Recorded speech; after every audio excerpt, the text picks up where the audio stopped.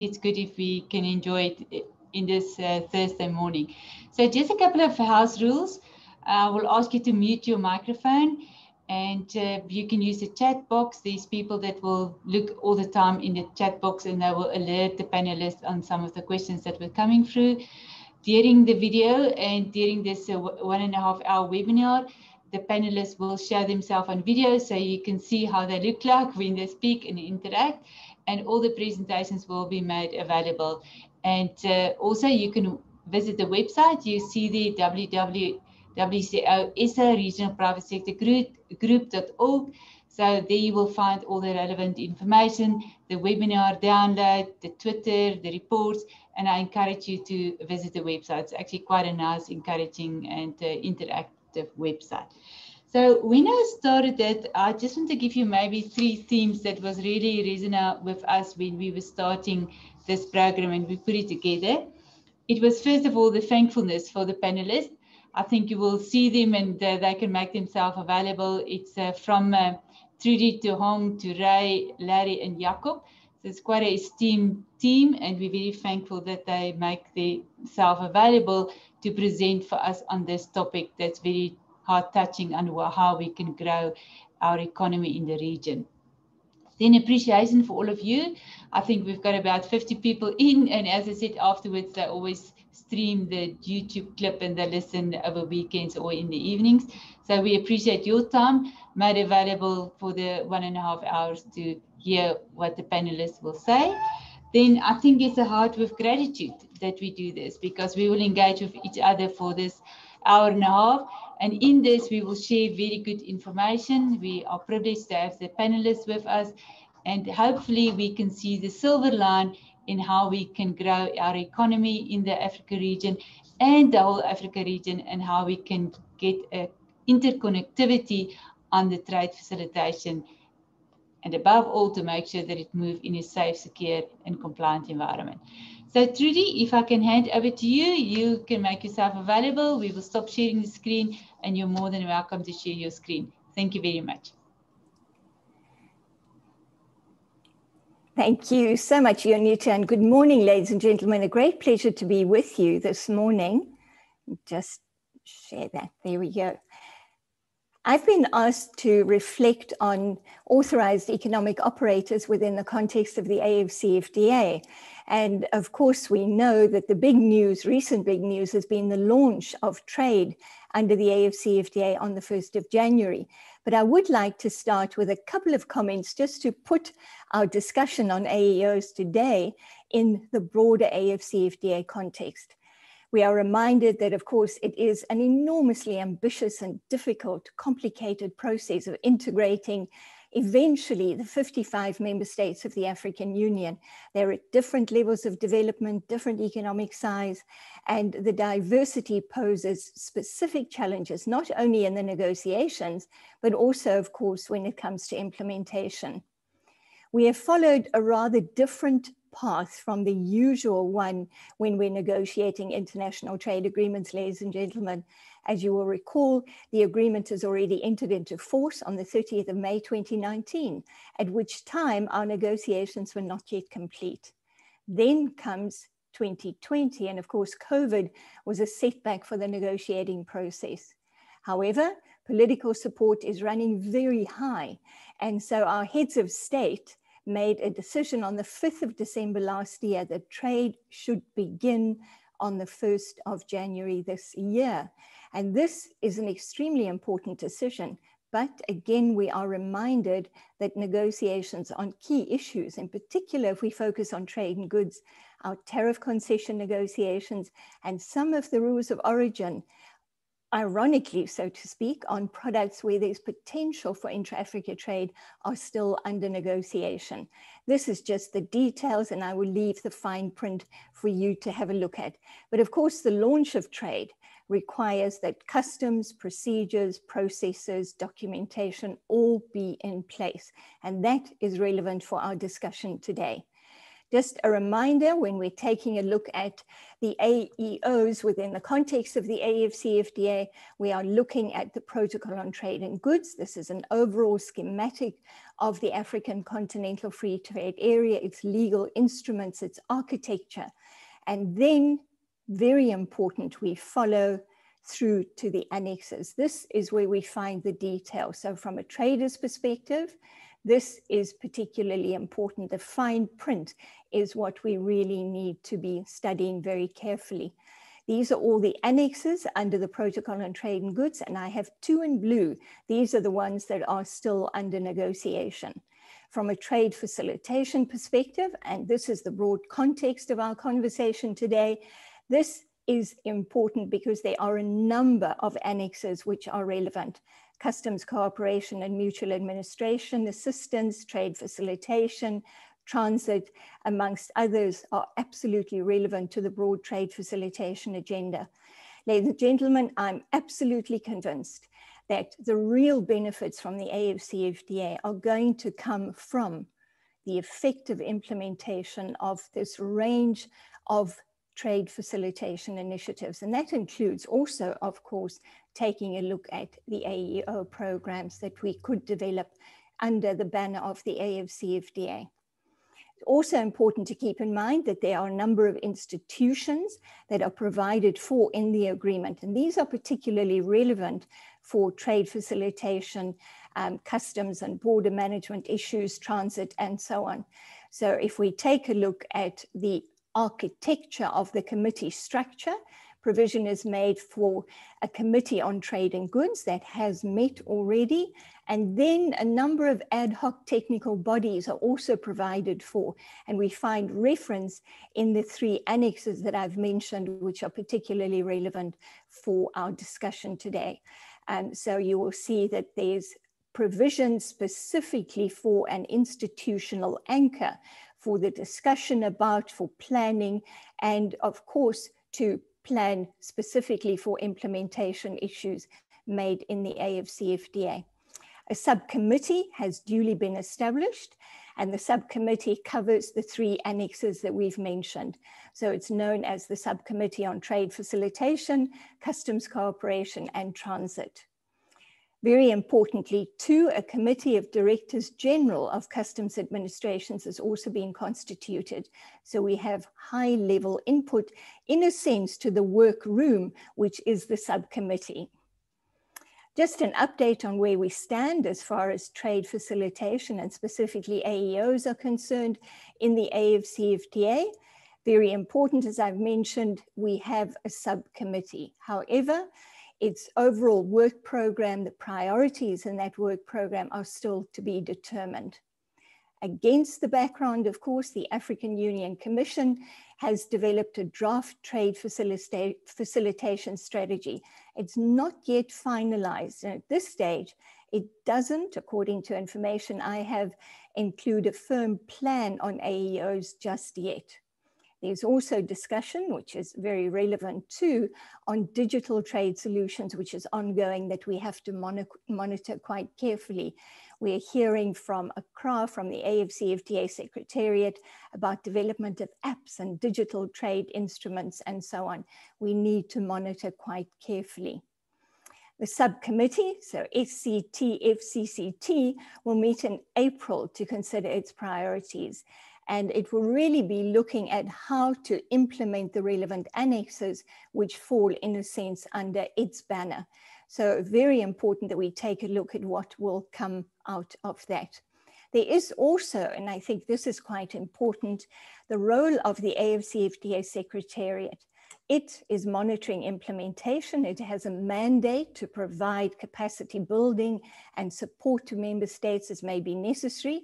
It will also be offering its own training courses in collaboration with various partners. So this, again, is an area that we have to look at very, very carefully.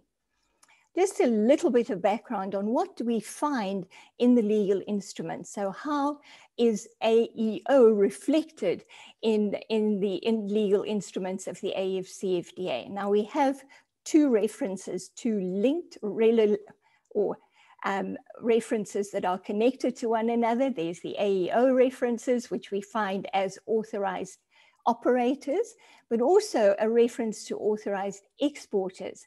And the latter we find in the Rules of Origin Annex. This is familiar territory to all of you, ladies and gentlemen, exactly what an authorized economic operator is. It's of course a much broader concept than an authorized exporter. So it really looks at the entire value chain of facilitation of trade. So important to keep that in mind. The rationale for an AEO program is absolutely clear, and it is in sync with the broader improvement of trade governance, of improving supply chain security, predictability, transparency, which are absolutely essential if we are going to get the benefits of the AFCFTA and our other trade agreements. The importance about trade facilitation and specifically an AEO program is, of course, it has a multiplier effect. As we improve governance, we are increasing efficiency, competitiveness, and to be honest, we're building our capacity irrespective of who we trade with. We're really improving the way we trade, not only on the continent, but also with global trade partners. In the context of AEO programs, of course, this multiplier effect can very effectively be extended by the conclusion of mutual recognition agreements. And this is so important currently. We recognize, for example, that COMESA recently concluded an MRA with the Korea Customs Service. So important not only on the continent, but we recognize also that most of Africa's trade is still with global trade partners. So AEO programs, this we're discussing is the AFCFTA, but they are important irrespective of the trade agreement that we're looking at. In this context, and as far as AEO program is concerned in the AFCFTA, I'd like just to remind us of two important principles of the AFCFTA. The first is the acquis, and the second one is building on best practice. The acquis means that we are building on what exists already. Now we will see in the slides that follow, and ladies and gentlemen, it's quite small, but I will share this with you, and you are very familiar with this territory. There are a number of AEO initiatives on the continent already. Some are work in progress, very definitely, and very important that we take into account what exists. We don't reinvent the wheel in the AFCFTA. That's the principle of the acquis. We build on what exists at national level and also regional economic community level. But very important also, we build on best practice in a much broader context, because we recognize in the AFCFTA that, of course, members of the African Union belong also to the World Trade Organization. And very important, the Trade Facilitation Agreement, of course, includes provisions on AEOs as well. There are also the conventions of the World Customs Organization and other instruments at the multilateral level. We are building and connecting to this broad ecosystem of relevant programs that will support our initiative for authorized economic operators on the continent. What does the AFCFTA provide for? And let's look very, very briefly at Annex 4 on trade facilitation, which has the details that are very important for us to have a look at. If we take a look, and I'm afraid this is a little bit small, ladies and gentlemen, but I'm sharing it with you, so you're welcome to have a look at it a little bit later. The criteria for authorized economic operator programs are outlined here. So if we take a look at paragraph 3, so the criteria referred to in paragraph 2 of this article shall be published. Transparency is particularly important when we implement a program such as this. And these are, for example, an appropriate record of compliance with customs and other related laws and regulations. We must have a system of managing records to allow for necessary internal controls and so on. So to be an authorized economic operator requires that certain levels of governance are already implemented at the enterprise level. So very important that we keep that in mind. There are also references in paragraph 4 to how an AEO program must be implemented, and there's due reference to administrative justice, transparency, the principles of good governance. The trade facilitation measures provided pursuant to paragraph 1 of this article shall include at least 3 of the following measures. Now, these are again very familiar to us when we take a look at existing AEOs. Low documentary and data requirements, low rate of physical inspections and examinations, rapid release time, deferred payment of duties, and so on. These are extremely important because these are the benefits that will facilitate and expedite trade, but also provide for secure supply chains. So ladies and gentlemen, these are some of the provisions. If we take a look at Article 26, this is just what I've mentioned a little bit earlier, recognition of the broad ecosystem of trade facilitation initiatives, the complementary initiatives that are connected to what we're doing in the AFCFTA, reference to the WTO Trade Facilitation Agreement, the World Customs Organization, and many, many other institutions and initiatives which offer us best practice that we can adopt and build on and tailor to suit our needs under the AFCFTA. Article 28 talks about the establishment of a national committee on trade facilitation. I think this is so important. So we have an institutional anchor, not only at AFCFTA level, but also at national level.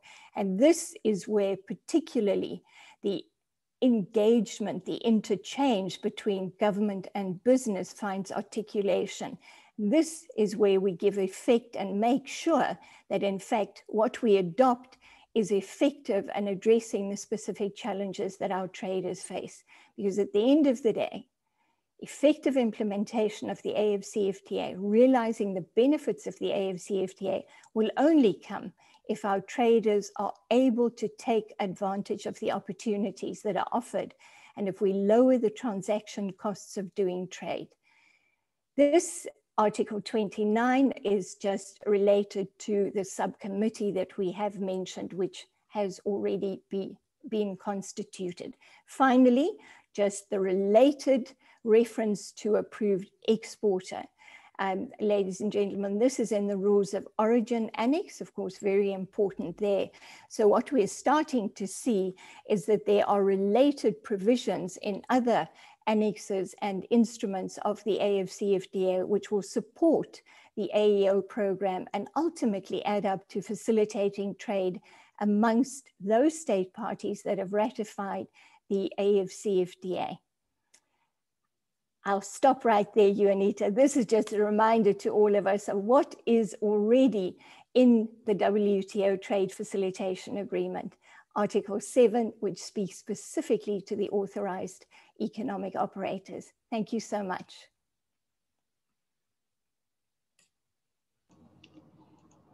Thank you, Trudi. I didn't purposely put or explain all the panelists to our guests or our participants, because I think afterwards they're definitely going to Google all of the presentations, because I think it's filled with intellect and we can listen to you right through the day. I think the same if we listen now to Hong and hand over.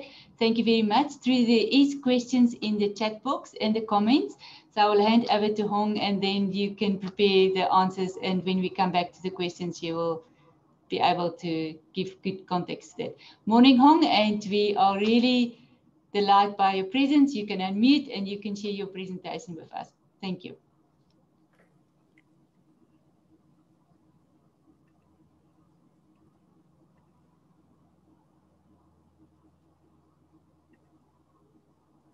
You see my presentation now? Yes, we see your presentation and we can hear you loud and clear. Maybe if you want to do it in presentation mode, you are more than welcome.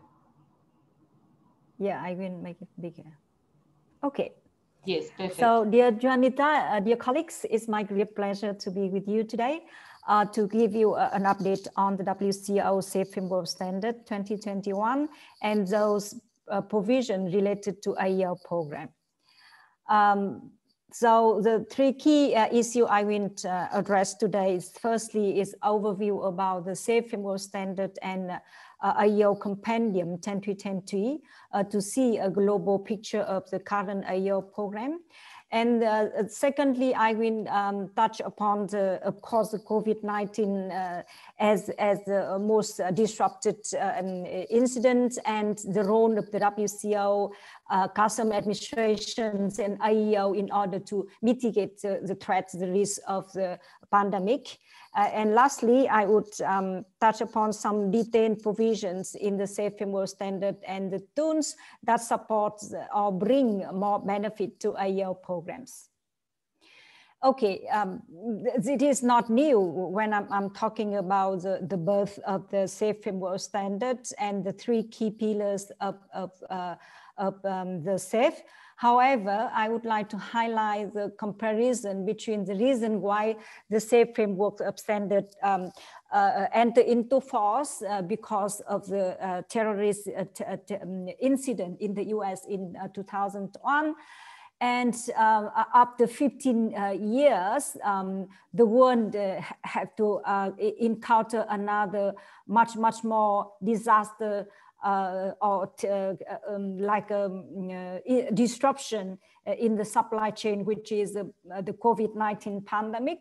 And you can compare and you can see that the scope of the disruption in 2020 it was much bigger than in 2001.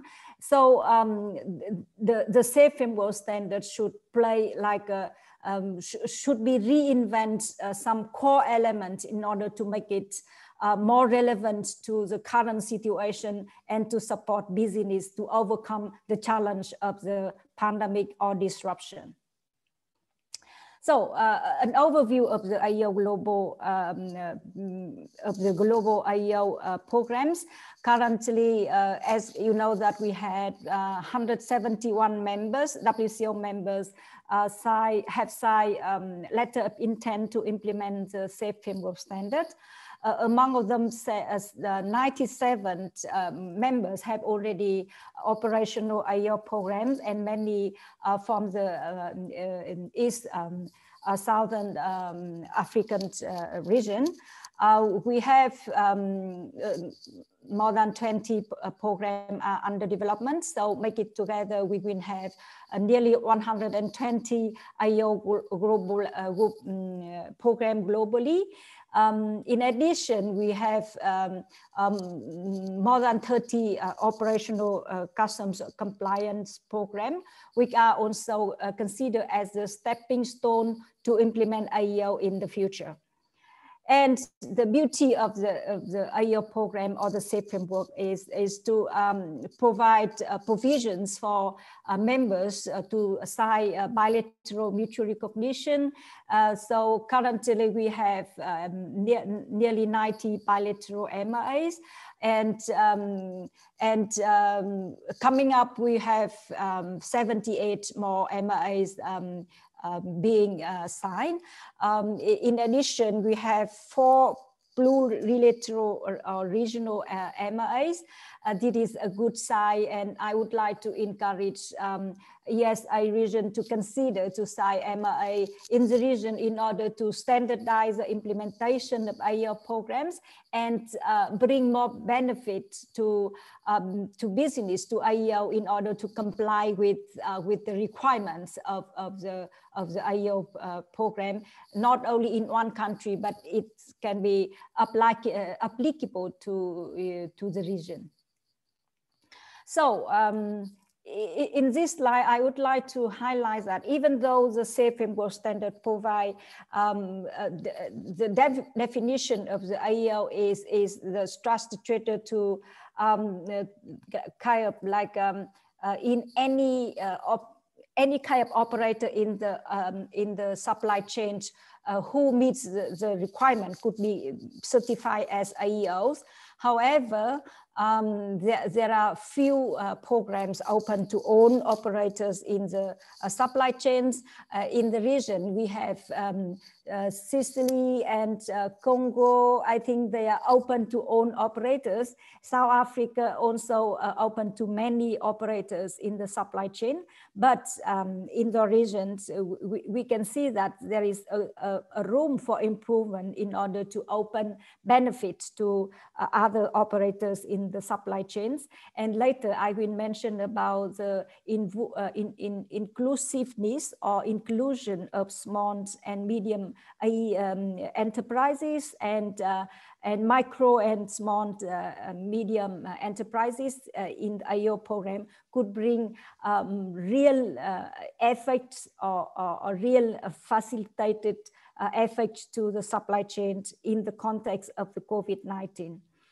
And another issue is there are like a few, not only 20% among of the 97 programs have only less than 10 AEOs. That is not a good sign of the inclusiveness of the AEO program and to ensure the end-to-end supply chains security in this effect. We also have only 18% of AEO program have only 11 to 100 AEOs. 19% of them have from 110 to 500 AEOs. And there are 39% have more than 500 AEO program. Mainly those belong to the developed countries. And we really encourage South Africa and other members in the region to extend the scope of the AEO in order to increase the number of the AEOs, to bring more benefits to businesses and makes the supply chain become more secure with trusted traders, operators. In the second part, I will touch upon the priority of the WCO of the custom administrations currently in order to overcome the challenge of the COVID-19 pandemic and support the recovery of the economy. Yeah, the pandemic, as I said right from beginning, is another huge disaster to the world and to the supply chains. It disrupts the value chains, and customs border measures are very important in order to connect different nodes among countries to support for the seamless movement of goods across the border during the pandemic. And one of the priority of the WCO is in order to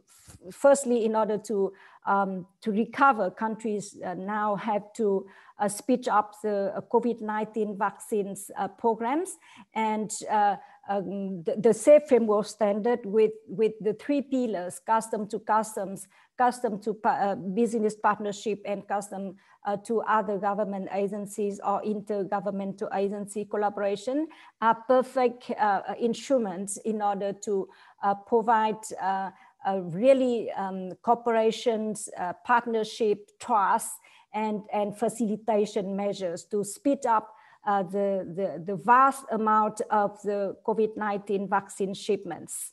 WCO also developed WCO notes, secretariat note. And before that, in December 2020, the WCO issue or endorsed the resolutions to promote for custom administrations and the WCO secretariat to support, to enhance own efforts to support members to implement and provide facilitation for COVID-19 vaccine. The COVID-19 pandemic and social distance also an impetus for e-commerce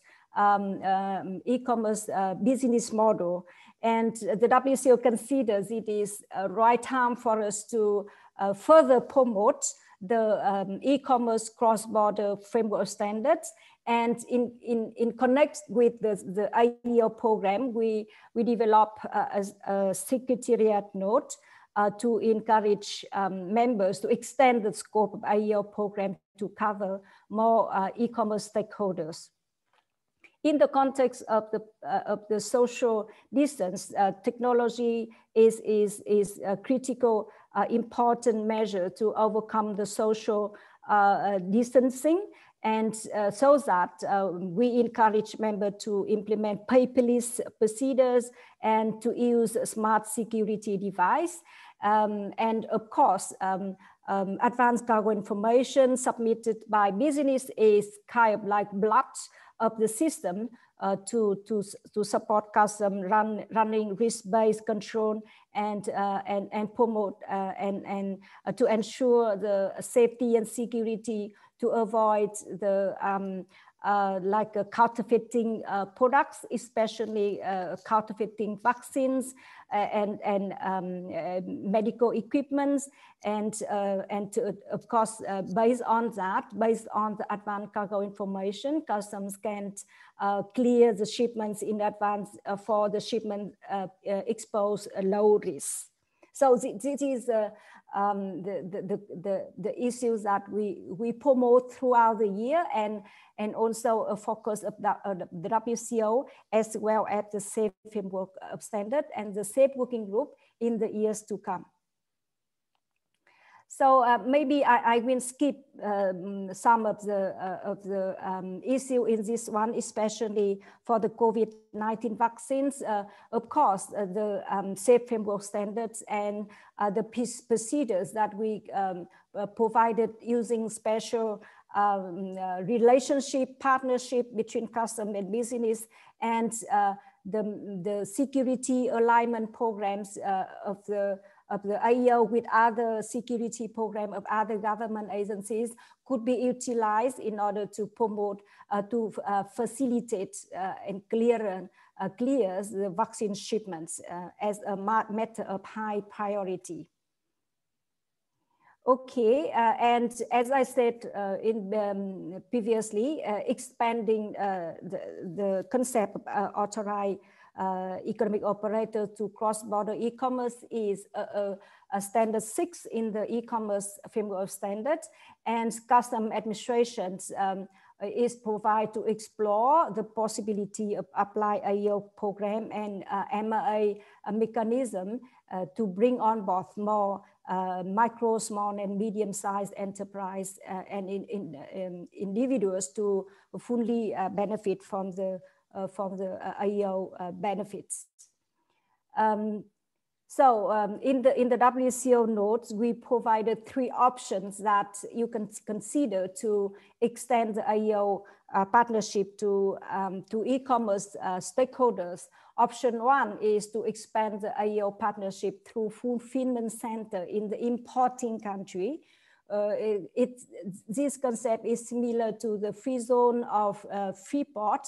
So the fulfillment center could be a connection with the exporting vendors in the importing in the overseas, and custom in importing country can provide via partnership with fulfillment center can provide facilitated measures to the business partner of the fulfillment center, which is the e-commerce vendors in overseas.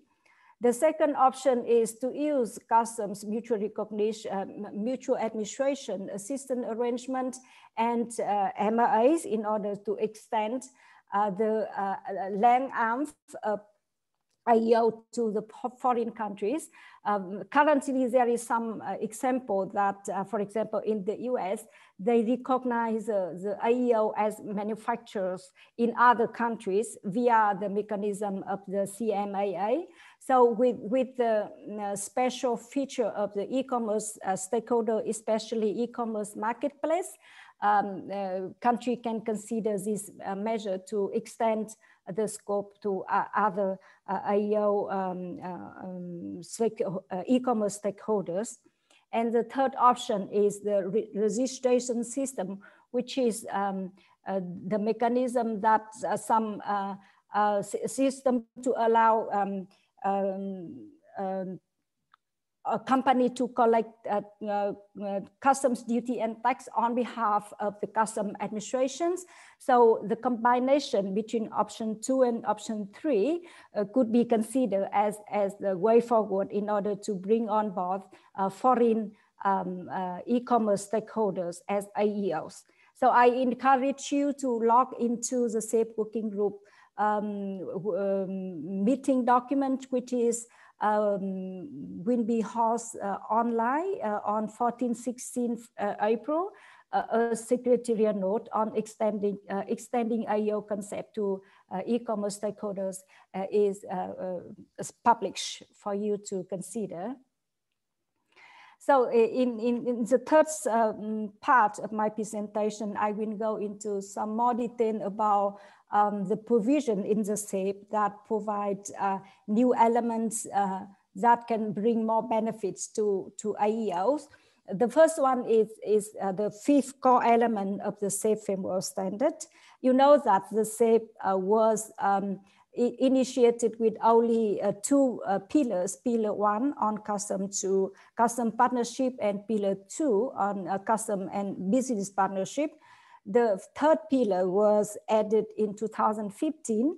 That's why in the current 4 core elements of the SAAFF haven't included the third pillar, which is the customs and other government agencies. So in this SAAFF edition, one more element was added, which promotes for close cooperation with other government agencies, representing different regulatory areas in order to keep societies safe and secure while facilitating the movement of goods.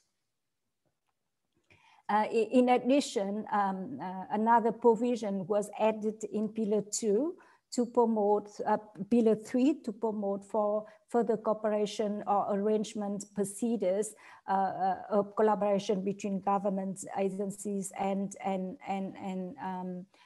customs. So for this purpose, the SAAFF referred to the Article 8 of the World Trade Organization's TFA, in order to promote for better collaboration, coordination between different competent agencies.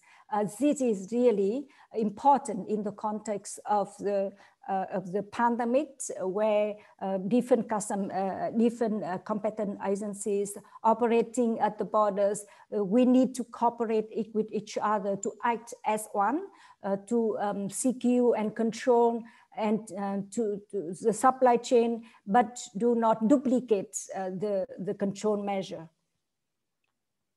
The SAAFF 2021 also promote for regional and plurilateral mutual recognition approach.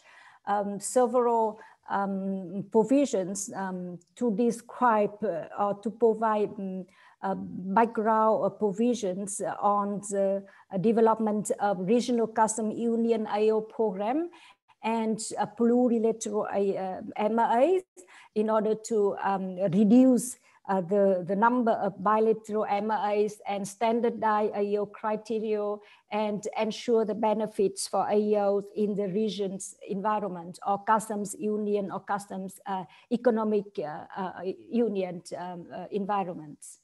So a new tool was developed, including the namely the Regional Customs Union AEO program and plurilateral MAA, which is added to the current existing AEO Customs Mutual Recognition Strategy Guide, which is a very, very important and comprehensive tool for you to consider to develop the mutual recognition arrangements. Technology, of course, we also promote for the use of technology and especially smart security device in the new SAAFF framework standard. as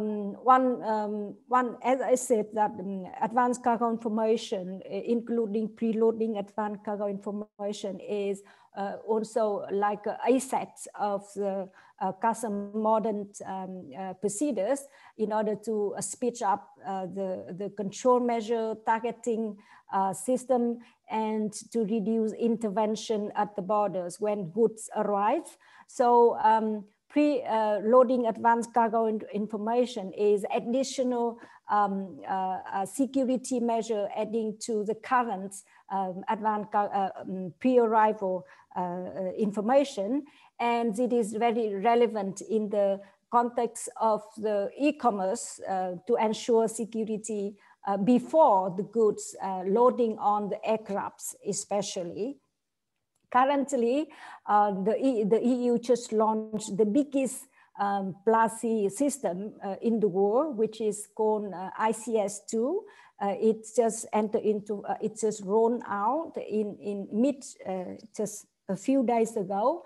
The ICS2 require all stakeholders who have sent shipment to the EU have to declare in the system the preloading advanced cargo information. So it's just a note that you need to consider this new element in the SAAFF seriously in order to do business with the EU.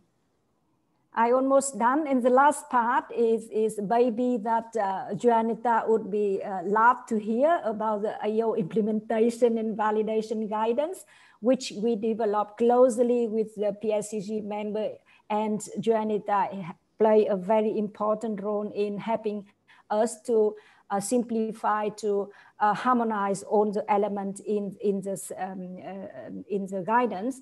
This is considered as an effective tool to enhance AEO implementation and to support AEO to understand the requirement of the AEO template and AEO requirements, and to help custom harmonize AEO validation process. It also provides lesson learned for virtual revalidation, which is relevant in the pandemic context. I think I can stop here, and if you have any question, I'm willing to answer. Thank you very much for the opportunity. Thank you, Hong. It's always a pleasure to listen to you. Yes, there's definitely questions. And when you were speaking, I said to Ray, I sent her a text and said, Ray, can we allow Hong to go another 5 minutes on? And her remark was absolutely. So we love hearing to you, Hong, and we appreciate you a lot. And I will hand over to Ray to share a presentation with us. Thank you very much. Thank you, everyone. Thank you, Ray. There we are. Can you see my screen?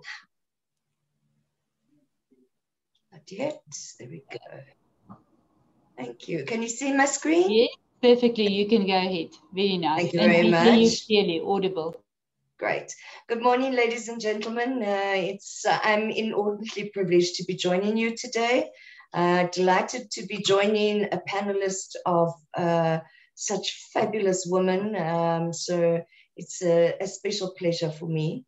I'm also quite pleased that we're getting an opportunity through this forum to share with you our thinking about AEO into the future, and particularly insofar as it relates to the African context. And why I say so is, you know, if we look at the latest economic growth projections for Africa, post the worst economic recession in half a century, it's only at 3.4%, and that's on top of a contraction last year of 2.1%. So the consequences are that, according to the experts, that average living standards have been set back in Africa by at least a decade, particularly in sub-Saharan Africa. And that our sustainable development goals will be set back further out of reach for many countries in a quarter of sub-Saharan African economies. So we've looked at how do we, as customs administrations, in partnership with our traders, how do we start developing tools that will improve our economic growth, particularly now, because I think it's so incredibly important for us as customs administrations and traders to start looking at ways to accelerate and bolster economic recovery. And so certainly we believe that the AEO program is that tool, and I think that the previous presenters have alluded to that, that it will help mitigate the economic damage caused by the pandemic. I know that from our perspective, AEO and trusted trader partnerships are the most significant trade facilitation trend in the customs and border management of today. And that includes what both other previous presenters have alluded to. That includes the involvement of other government agencies. That includes the negotiation and agreement of mutual recognition agreements, as well as extending the criteria, particularly if you start looking at bringing in other government agencies and additional benefits being offered to compliant traders. As a matter of interest, the AEO program sits very well within the current SAAFF strategic intent, and that is to work towards a system of voluntary compliance. But it also requires of us to work or to increasingly place more reliance on taxpayers who choose to be compliant. So in our strategic objectives and our compliance program, we seek to clarify the obligations of compliant traders. We seek to help them to fulfill their obligations. And for us, a very important aspect of our strategic plan is that we acknowledge that we cannot do this alone, that we need to work with and through stakeholders to achieve our intent. And that's the reason why this is such an incredibly important conversation for us to be having today. So let's move on to the presentation. I talk a lot. Perhaps just to give you a progress update on our SACU single regional AEO program, which has been quite a long time in development. As you can see, we have 145 AEO customs compliant equivalent traders within the region. And we, last year in November, secured agreement from all of the Commissioner Generals of member states to develop a single regional AEO program that has a safety and security component. So in other words, moving towards what we would traditionally call in customs AEOs. A consultancy firm has been contracted by the SACU Secretariat to review the existing PT or preferred trader program and to provide us with an approach and a model for upgrading the program to a regional AEO program. And that would then also, as I've said before, include the safety and security aspects and the electronic or digital processes that we could consider for adoption as a region. We already have some learnings from the work done by the consultants. One was, and this is very important, I would suggest, when we start working with our partners in trade in simplifying the process and designing a program that meets the needs of our traders. So for example, one of the findings were that we need to move away from a focus on control and identification of mistakes when we're doing the compliance verifications, and to rather move towards and focus on supporting improvement of compliance, that we can extend our overall benefits and that they can also be improved. We have quite a large bar to meet in terms of process inefficiencies, efficiencies at least. So global practice is about 200 man-hours of time is allocated for the entire process from accreditation, from application to certification, whereas at this moment in time, ours is on average 640 hours. So there's a great deal of simplification that we can start offering there, and efficiencies that we can start offering to our traders and also then to ourselves as administrations. That we need to adopt a more risk-based approach. We focus more on high-risk areas and where we sample and cross-check as opposed to the quite wieldy customs compliance type verification audits that we're doing at this moment in time.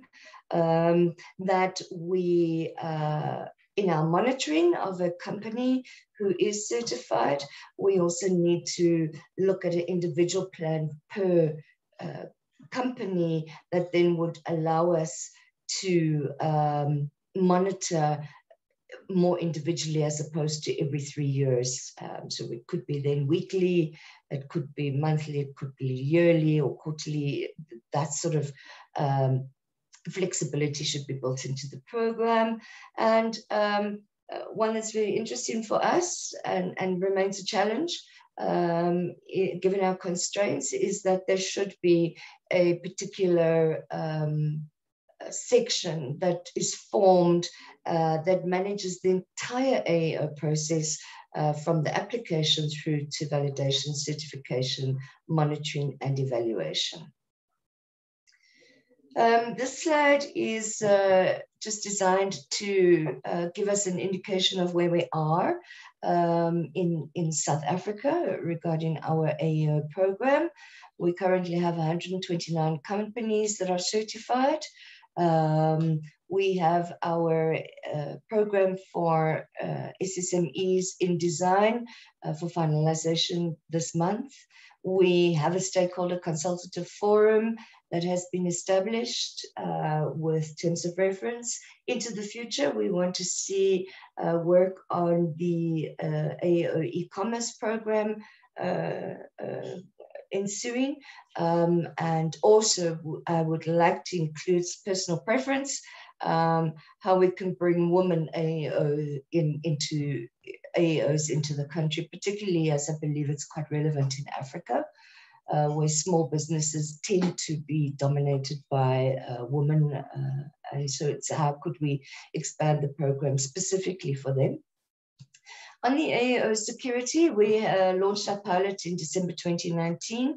The initial COVID lockdowns did negatively impact on our ability to deliver the pilot, but we're back on track and we're hoping that all of the learnings from the pilot will be put into the legislation in the very near future. The legislation is almost ready to go out for public comment. And we're hoping then that by the beginning of the new financial year, we'll be able to start conferring our own AEOs or AEO security certifications. We are involved in many bilateral and multilateral MRA negotiations, some within BRICS, some within SAAFF, and then those that are bilaterally we have signed with China, and we're currently in a joint action plan with India. From a trade facilitation perspective, and this is very interesting for those of you who are traders online with us, 80% of our AEOs say that they have experienced improved trade facilitation through the AEOC program that we have in place for them. And 88% of them are satisfied with our service because we allocate a customer relationship manager to them so that they are guided through all of their interactions through the whole broader SAAFF, so from a tax and a customs perspective. On the single government AEO, we've just concluded last week 5 days of workshops with other government agencies involved in cross-border trade at the border. And we've walked away with a resounding support from all of those agencies. About 100 people representing different agencies joined us in those webinars.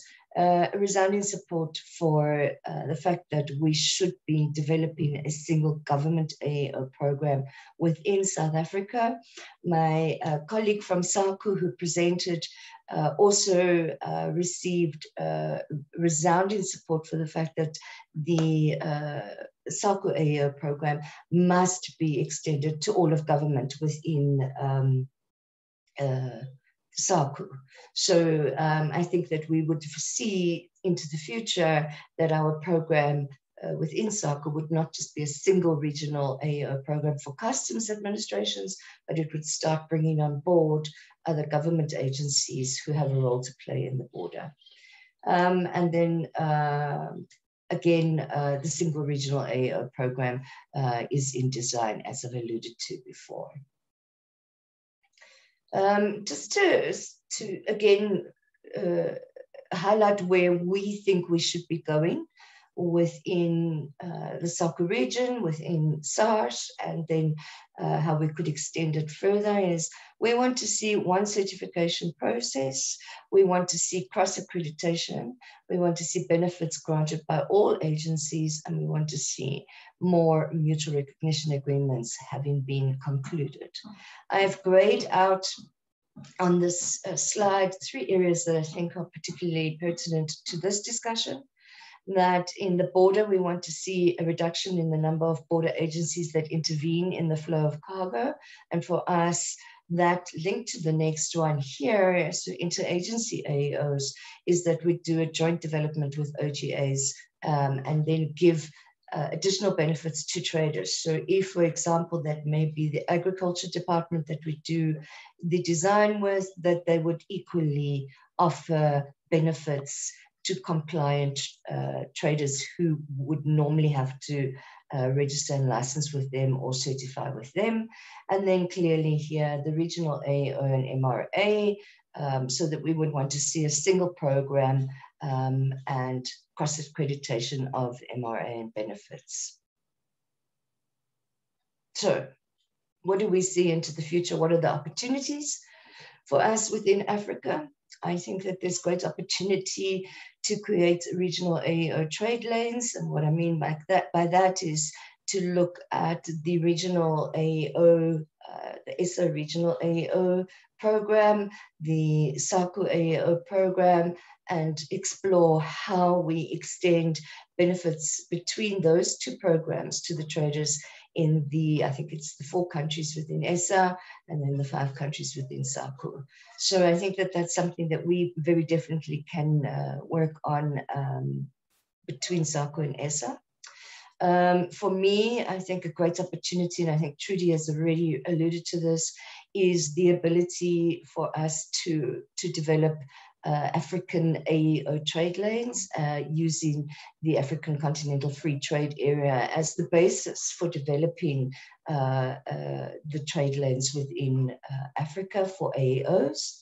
And then the perspective of African trusted traders. So what I imply here, or what I mean here, is that within the continent that we all equally would recognize each one's AEO program.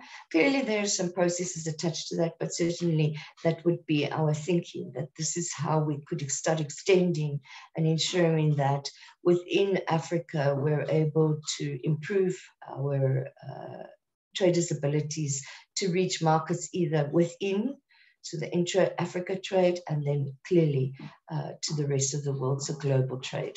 And that, ladies and gentlemen, I'm hoping I kept to time. I think I did. Thank you very much. And I look forward to hearing and seeing your comments. Thank you very much.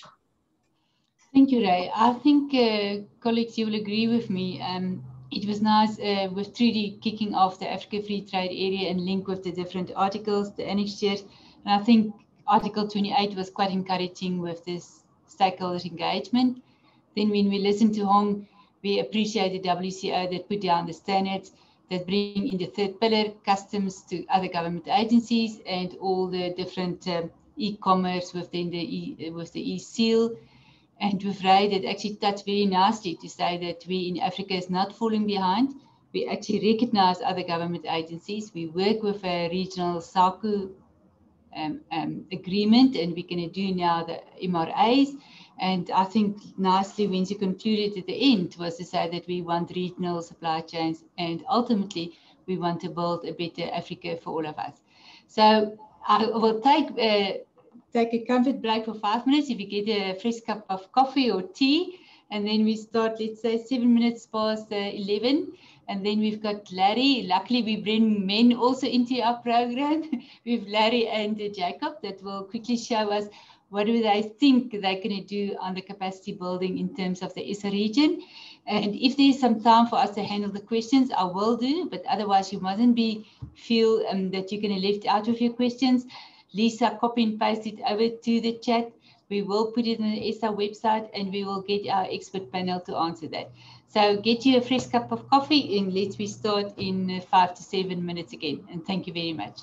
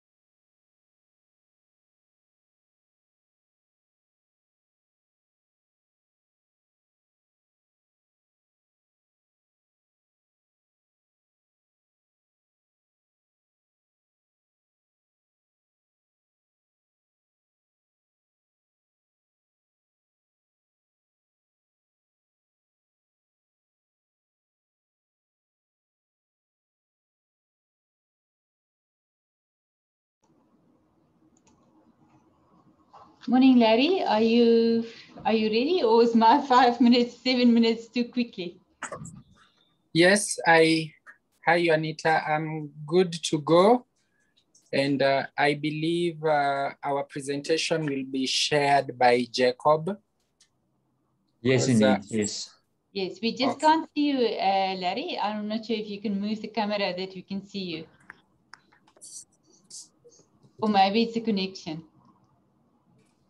Yeah, I don't know if I need to be added back as a panelist because... Oh, you are. Yes, you're clear. We can see you. Very nice tie, shirt. You are more than welcome. So we invite you. You can go. I think we just have a bit of a time constraint because we want to close on the hour of 11:30. But it's over to you, and we're grateful to have you part of the panelists. You can go. Thank you.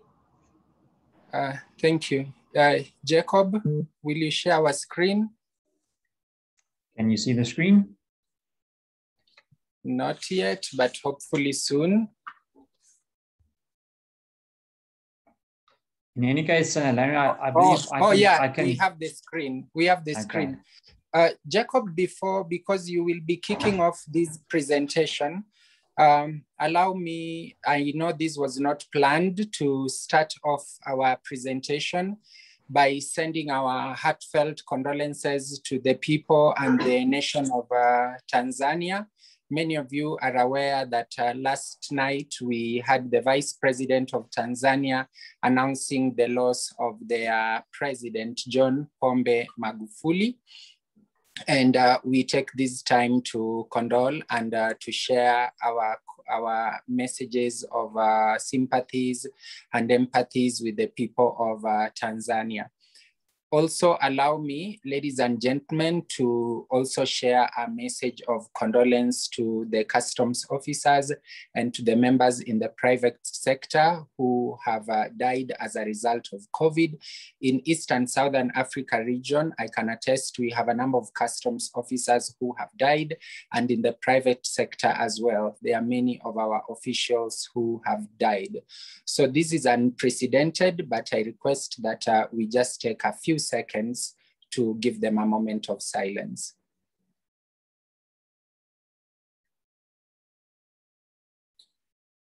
Thank you, ladies and gentlemen, and I will ask Jacob to start off our presentation. Thank you for the message, Larry. Our thoughts are with all involved. Dear colleagues, thank you for the opportunity to present to you some background on the AEO training and capacity building. My name is Jake van Rensburg, and I'm with the Regional Private Sector Group. As you heard, Larry Liza, the ROCB's director, will share this presentation with me. Incidentally, I'm also currently enrolled for a PhD in supply chain management, and some of the customs to business initiatives, such as the AEO, forms part of my research. The majority of the content of this presentation comes from the AEO validation guide, which our colleague from the WCO Hong has already alluded to. In this short presentation, we'll be covering the following matters. So first, some background on the AEO. I believe by now some invaluable information has been conveyed around AEOs, especially from our colleague from the WCO, and herewith once more the official definition of an AEO, with the emphasis, of course, on compliance, safety, and security. Interestingly, the AEO concept is celebrating its 14th anniversary this year, as in 2007, this flagship program was introduced. Incidentally, for the Regional Private Sector Group, AEO is one of our main driving themes for this year, 2021. So why would a trader want to become an AEO? I believe this has also been sufficiently highlighted already, but the focus of the benefits, of course, correlates into expedited cargo release with less time spent on border procedures. As members of the private sector present on this webinar undoubtedly knows, time and cost are the underlying concerns of supply chain management, and more time incurred through border delays results in additional cost. Other benefits include facilitating trade with post-release of processes, as well as measures for trade disruption, which has become evident in the COVID era. So in a nutshell, successful implementation of AEO results in trade facilitation, while at the same time securing the supply chain by knowing and trusting the traders involved. And in effect, with customs and business collectively sharing the risk pool in the extended supply chain. Next, we'll look at AEOs in the region. An updated 2020 edition of the AEO compendium was published by the WCO in December, which Hong also already alluded to. And according to the compendium, there are 15 active AEO programs with some 700 plus operators in the ESA region functioning at various maturity levels as showcased by this table. And now I hand over to Larry to tell us more about AEO in the ESA region.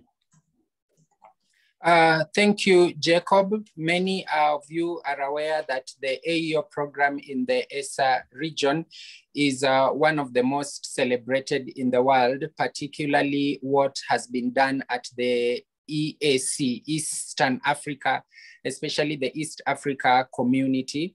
And they have been used as a case point and a reference point for different AEO programs, including the SAAFF program. So that said, I congratulate Hong, my friend, for the presentation she has given for the WCO, and of course, Ray and Trudi for the excellent presentation. Many of you are aware of the global AEO conferences that have been taking place. And 2 years ago, the ESA region got greater prominence. That was in March, exactly 3 years ago, got greater prominence with the global AEO coming into the ESA region. That created a greater thirst in the members of East and Southern Africa and showed more interest in the AEO program in the region. We saw a flux of applications into the AEO programs from different countries that were already running the programs. In East and Southern Africa region, as has been alluded, we have different programs, but most of the countries have less than 100 members in their AEO programs or in their AEO portals. We've seen that developed countries have up to 500 from Hong's presentation, or even more than 500 members, which is an ideal situation. But we have nearly 100,000 traders who are actively importing and exporting in East and Southern Africa. And the fact that South Africa has just above 100 and a few other countries are ranging around 100, and we have so many countries with less than 10 shows that there is a lot of potential in East and Southern Africa. We also take note that there are different regional blocks that are giving certifications under the AEO portal and framework, such as the SAAFF that Ray alluded, and the EAC program that is going on. We encourage these programs to go on even at the COMESA level and at the continental level in light of the upcoming, in light of the AFCFTA that we are already rolling out. So from the region as well, we know that we have a lot of MRAs that are under negotiations right now and at different levels. But most of the operators in the AEO program globally go from anything from importers to exporters to transporters. I know somebody asked about transporters, what to do for transporters to go there. I'm not sure if the question has been answered, but normally I believe that the drivers are meant to have certain training, be aware of certain security features and processes that they need to adhere to, and issues of compliance and expertise in their work to be in the program. But while there are so many different types of AEOs in ESA, we have noted that more than 50% of AEOs are importers, because we export and import, but we are mainly as a region overall net importers. So, so most people are bringing in than than taking than exporting. So it happens that most of the people in the region are actually importers, but we also have exporters, we also have customs brokers and manufacturers, all that comprise nearly 80 or 90% of the AEOs in the region. AEOs in the region are mainly legislated under two ways, either through the customs, the relevant customs block, such as the ESC block, but most of the AEO programs are run through the national legislations and regulations that were developed under the various national customs and excise acts. Suffice to note that just a little bit over 50% of members in the region are in the AEO program in any form of preferred trader or recognition program. AEO is slightly less than 50% who are actively there, but we have countries, I think Jacob shared a slide of Botswana with the Trans-Kalahari accreditation scheme, together with the likes of Namibia. We have different mutual recognitions that are being given in various instances. But that said, most of these is recognized under the national framework. The accreditation process, to answer the person who also asked about transport, is varied nationally and varied in accordance to the different blocks in the region. Most nations or most members have different ways, mainly compliance history and self-regulation. So it's important that any particular member any person joining this, we have about 100 people who have joined us today. You can always find out with your relevant revenue authority or customs administrations on the processes and procedures of joining the AEO program. But as you will hear later in my concluding remarks, is something that Ray preempted already, where we hope and we want to work towards achieving a broader regional AEO program. When we began our interaction with the South Africa Association of Freight Forwarders, Juanita and her team with Jacob, and also under the regional private sector consultative group, one of the things that we identified as key to us was AEO, as well as TRS, the time release studies, and thirdly, the issues of trade facilitation. And of course, we also hope to help members developing their ICT capabilities and systems in a secured manner. So AEO is keen and important to us in that way. The benefits, Jacob has already outlined the global benefits of AEOs in the region, but at some point we did a survey among our members and they listed what they consider are their top 4 benefits. And this is what I have shared, which was also shared. Most of them, it's priority clearance, mostly because in the region we have always faced the issue of, delayed clearance processes or lengthy clearance procedures. But over time, we have had issues of single window and one-stop border posts being developed. So AEOs have really benefited more than anything on priority clearance, and as well as 3 others. I think we've mentioned the waiver of bond requirements, the ease in licensing and self-management of warehouses. I'll take very little time in our next slide on capacity building of AEOs in the region.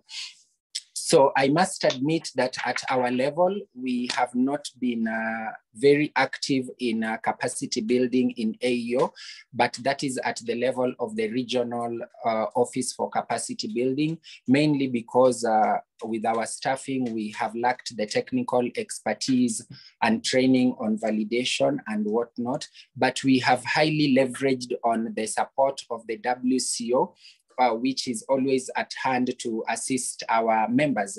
The WCO, sometimes through our coordination, always is out there to offer national support missions, some which were given to countries that we have mentioned, I think Botswana, South Africa, Kenya, Mauritius in the previous years. So we nevertheless recognize the place of the AEO and have anchored it in our regional strategy. Our regional strategy has 4 focus areas: trade facilitation, revenue mobilization, human capital development, and the need to strengthen inter-regional compliance and enforcement. So it is in this framework of inter-regional compliance and enforcement that we aim to implement coordinated border management principles and procedures. And here we support members to implement the AEO program. Nevertheless, the WCO provided a training curriculum and a skill set for the AEOs, which we always encourage our members to use. It talks a lot and highlights the WCO SAAFF framework of standards and the FOS that Hong ably talked about. It also highlights the concept of the AEO trader program with the mutual recognition agreements, and also guides members on the validation guide that I believe Jacob will be talking about, among other issues. So by and large, that is the overview of our program in the region, and I'm requesting my brother Jacob to continue with our presentation. Thank you very much for the update, Larry. In the next section, forming the core of the AEO training and capacity building, we'll look at the WCO's AEO validation guide, especially from a validator's perspective. As some of you may know, and as Larry and Hong has already alluded to, the WCO created an AEO validation guide, with the current guide being the 2018 version. However, as Hong mentioned, a new version is imminent in June this year. The primary driving force behind creating this guide is to increase the uptake of the program and also to assist both customs administrations and prospective operators to better secure the international supply chain. The guide itself is divided into 3 chapters. In essence, chapter 1 looks at creating some uniformity to the development of an AEO program and follows a typical 4-stage project life cycle. The chapter is guided by the SAAFF framework and also by Article 7.7 of the WTO's Trade Facilitation Agreement, which I think also Trudi alluded to earlier. Chapter 2 then contains a self-assessment questionnaire to assist prospective AEOs in ascertaining their levels of compliance, safety, and security. Then chapter 3 assists the AEO validator in assessing an AEO applicant in the accreditation program. Chapter 3 also comments on various types of accreditation. Here we see the categories in the self-assessment questionnaire, which also doubles up as the validation guide. The validation guide is divided into 13 different criteria. Now, the first 4 focuses on customs compliance, whereas the rest focuses on safety and security. So what would a validator look for in each category? Seeing that we're a bit constrained for time, I'll quickly run through these categories. Firstly, AEOs need to show a demonstrated compliance with customs requirements. Therefore, the validator needs to identify whether the applicant has committed any infringements or offenses, and whether these were serious, repeated, or minor infringements, including any serious criminal offenses. Next, category B revolves around applicants having a satisfactory system for management of commercial records in place. Therefore, this would entail procedures in place against the loss of information, and also against physical access to the accounting systems and to its commercial and transport records. With other words, compliance ensures that there's an internal trail in the records capable of tracing all transactions in the applicant's international supply chain. Category C then looks at financial viability, ascertaining, among other things, whether the applicant has fulfilled their financial obligations regarding payments of customs duties, taxes, or charges relating to importing and exporting of goods. Next is verifying if the applicant has a formally designated point of contact with customs for customs compliance and enforcement matters. This will include assessing whether the point of contact is thoroughly knowledgeable about the entity's practices and procedures, and also the AEO program requirements. And in essence, is the applicant capacitated to ensure customs compliance. The point of contact can and should also assist with the AEO application process. Then category E revolves around education, training, and awareness. And from here on in, we're in the realm of safety and security part of the AEO program. With most of the safety and security categories, written procedures should be requested. It's firstly to ensure that the personnel responsible for security has been appointed and that security programs and threat awarenesses are in place in the respective AEO. Then next is IT security, and this would be verifying policies concerned with security systems, account access, extent of duties, different user profiles connected to different tasks, and other examples include firewall, spyware, encryption, monitoring software, and as well as policies revolving around password change to ensure security. Next is cargo security. The validator needs to verify that the information related to the cargo is complete, accurate, and protected against unauthorized exchange or loss of information. And this would include at the point of loading and stuffing, and procedures such as the 7-point container inspection process, and also importantly, affixing the containers with ISO high security seals. The WCO encourages validators to witness a live container inspections to visually verify the secure storage of goods and the use of high security seals. Next is conveyance security, and much like the previous category, the validator will request procedures, and this procedures is during the various handover points, coupled with well-defined reconciliation procedures as control measures. And it's basically to ascertain that there's an escalation protocol for when there is a breach. And also this concerns real-time tracking of goods. Category I is premise security, and this entails verification on the access to buildings, fences, locking devices, inspections. And this category also includes verifying the procedures of identification of staff and contractors, and access control and procedures in cases where a breach has occurred. Next is personnel security. This basically entails AEO company's code of conduct and their recruitment policies, and to do background checks to ensure that their personnel are secure. And this is also importantly in this day and age, confirmation that the operator has procedures in place to remove identification, especially IT system access of employees whose employment has been terminated. Next is policies around trading partner security. And this basically is to ensure checks and balances are in place in the selection of business partners and external service providers, and whether these business partners can meet an acceptable level of security and safety. Hopefully, as we go forward and greater uptake of AEO is realized, this will entail various forms of mutual recognition, and whether any current or prospective business partners have obtained an AEO status or any other internationally recognized security-based program. The penultimate category revolves around crisis management and incident recovery, and it's basically to assist the validator to verify whether incidents are investigated, analyzed, and necessary corrections are implemented. Lastly, we arrive at category M, measurement, analysis, and improvement. And here the validator will request evidence that confirms the operator has established and conducted regular in-house and external assessments of its internal and external supply chain security. And these reports must be made available to the validator. That was quite a mouthful, but in summary, what the validation guide shows is that an AEO application is not a blind leap of faith, but rather a standardized process with several guidelines along the way to assist both a prospective AEO applicant in being accredited, as well as an AEO validator in verifying the AEO accreditation.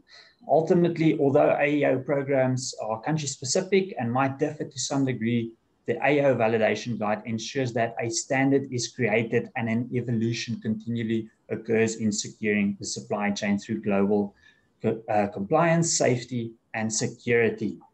And in that, I hand over once again to Larry for some concluding remarks. Thank you, Larry, Jacob.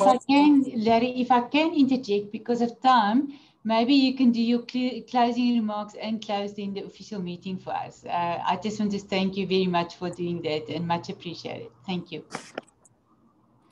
Okay, thank you, Juanita. I'll just give my closing remarks, but there is a question that came on what benefits. I think there is a question on the issues of bonded warehouse and what we probably meant by the benefits. Just briefly, there are procedures and regulations that govern the operations of the bonded warehouses, such as entry requirements, procedures into those warehouses, examination of goods, and things that are supposed to be done. Traditionally, most bonded warehouses needed to have a customs officer, usually referred to as a proper officer licensed by the commissioner. It required that anytime goods are coming into the bonded warehouse, that customs officer must be present and must be there to validate the goods, must be there to monitor the removal of goods, and such. Yeah, so some of these, depending on different administrations, the AEOs are able to operate the bonded warehouses. It's sort of a self-regulating mechanism where you don't have to have a customs officer coming there, but they sort of come to do regular audits. And you may also continue operating as, say, you wait for the renewal of your licenses. So those are some of the examples. But in conclusion, in light of the limited time, to thank everyone, especially Juanita and your team, for always doing this with us. We have grown in leaps and bounds as a region. But I'm going to reiterate what Ray said. She took the words off my mouth, that let's continue working together towards an ESA AEO program. We know that AFCFTA is here, and AFCFTA will bolster the AEO will bolster the benefits of the AFCFTA if we begin looking beyond our nations, beyond ESC, beyond SACU, even beyond COMESA, and look at a regional AEO framework, AEO programs, which will take us places. And such would be some quick wins that can help us recover also as a people from the effects of the pandemic. Thank you, and God bless you, and stay safe. Thank you, everyone, and have a wonderful Thursday afternoon. If the morning starts like this, it can only be a blessed day. Thank you very much. Thank you. Bye-bye.